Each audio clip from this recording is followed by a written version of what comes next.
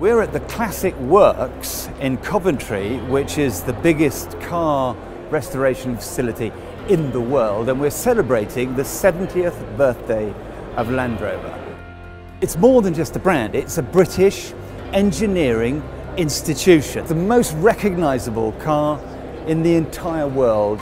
Land Rover does have a unique DNA, it has a unique personality that people really have that emotional connection with. People literally love our vehicles, right from the earliest vehicles to the very modern, relevant vehicles we have today. Land Rover, after 70 years, is so relevant because it's all about authenticity, it's all about that capability. And it's all about making a vehicle to change people's lives, to create memories. You're in a Range Rover, you're in a Velo, you're in a Evoque, or you're in a Discovery. All of those vehicles can absolutely push the boundaries and create stories for life.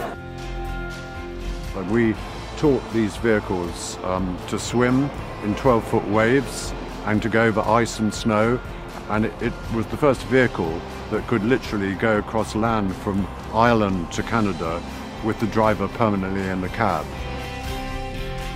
The Land Rover RGS Bursary is an opportunity, I guess, to go farther than you might be able to go by yourself. It allowed us to go above and beyond what we normally would do.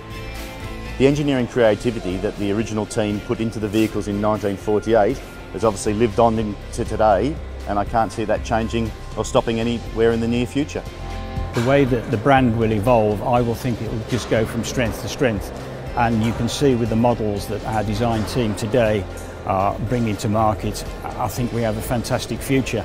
We've already got electric and hybrid Land Rovers. All that technical audacity will be put into the Land Rovers of the future.